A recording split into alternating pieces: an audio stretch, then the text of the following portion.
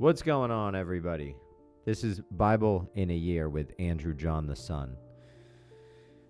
We are on chapter 15, Genesis 15.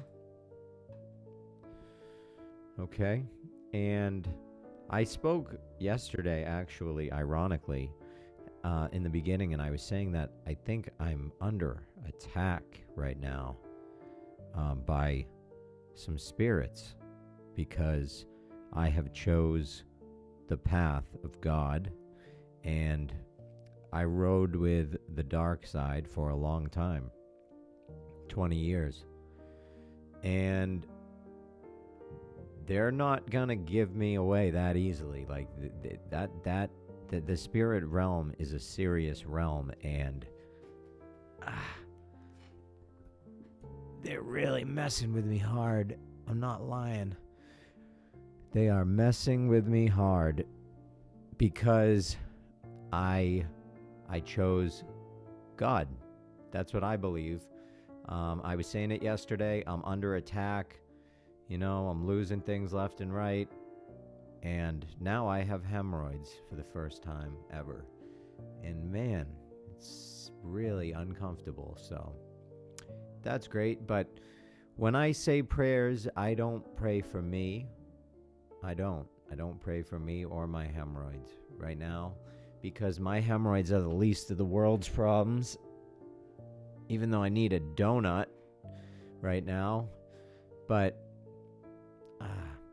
my hemorrhoids are the least of the world's problems. The world has real spiritual problems. So we need to pray for the world, that the world can wake up out of the spell and find God and see him the way that we are supposed to be seeing him, through all of the deception, through all of it. That means you have to be able to see through the deception. If you don't know how deep the deception is, in my opinion, you're not seeing him. You're not seeing him. And I mean, I've been wrong about a lot of things in my life, so I could be wrong about that too. But I have a feeling he's going to be pretty upset when you don't end up choosing him. And I know a lot of people, like, they go to church even and they think they choose God, but they don't even know what that means. They don't know what that means, because really most people choose material things, material money, material bullshit. But, and I understand the necessity for it. Don't get me wrong. Obviously, there's a necessity for it. There are better ways to get it. There are evil ways to get it. And the sad thing is, I think a lot of the big industries, a lot of the big media companies, a lot of the big things, the big ones, the billionaire situations, they are very evil, very, very evil. So with that, we will start to read Genesis 15, the covenant. After these things, the word of the Lord came unto Abram in a vision, saying, Fear not, Abram.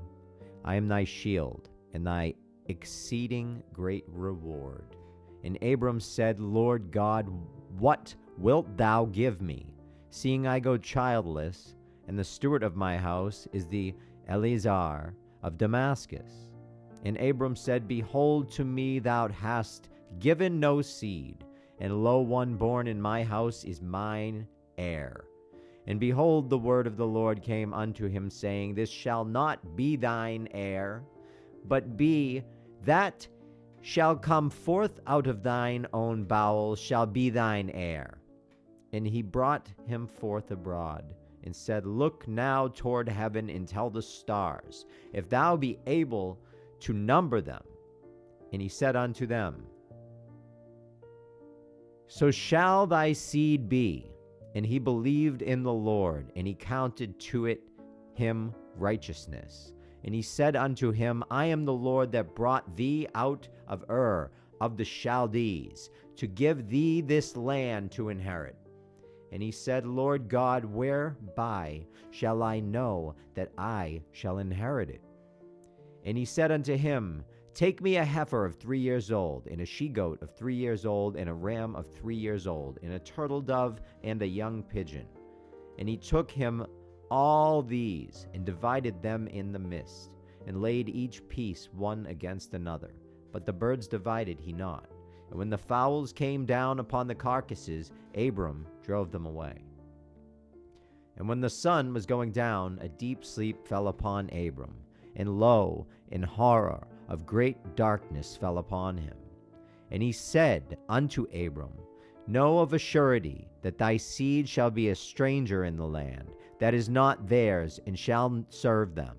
And they shall afflict them 400 years. And also that nation whom they shall serve will I judge. And afterward shall they come out with great substance, and thou shalt go to thy fathers in peace. Thou shalt be buried in a good old age. But in 4th generation they shall come hither again, for the iniquity of the Amorites is not yet full. And then it came to pass that when the sun went down and it was dark, behold, a smoking furnace, and a burning lamp that passed between those pieces.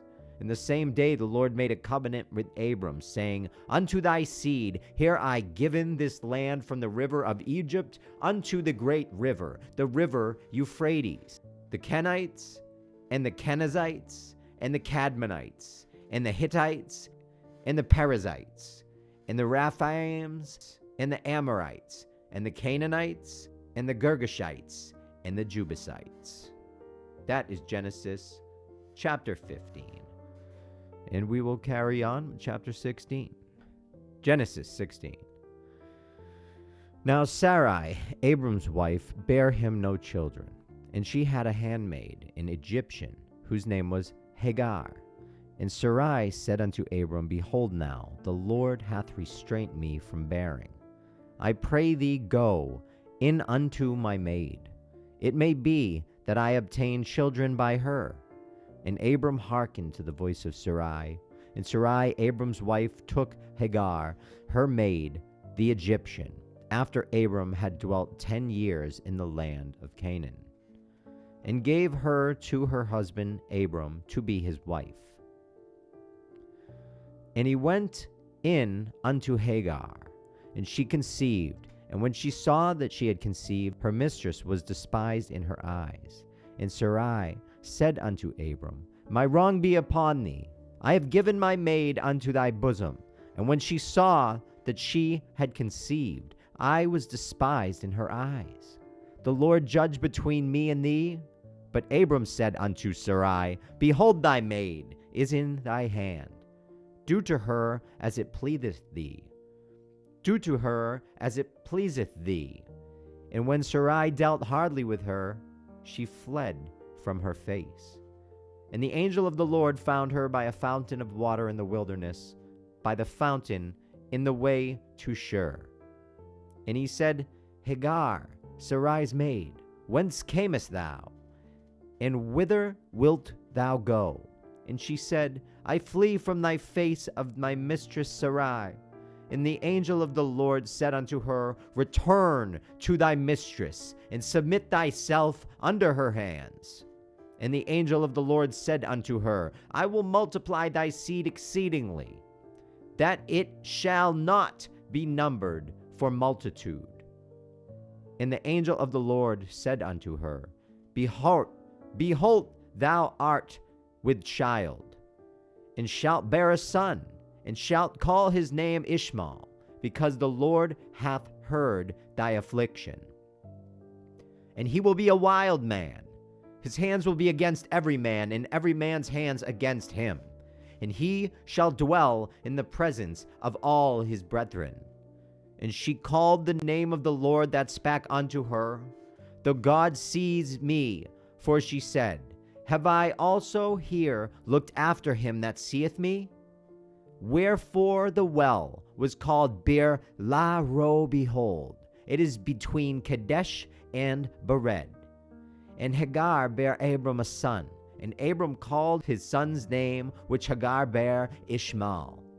And Abram was 86 years old when Hagar bare Ishmael to Abram. That is Genesis chapter 16. I want to thank everyone for viewing.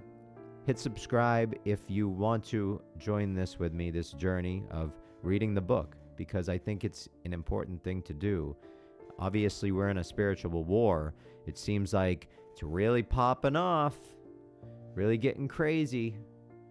So I think we need to start to pay attention to maybe some important things. We start to get in touch with ourselves, in touch with God, in touch with the universe, and start eliminating all of this fakeness and lies from our lives.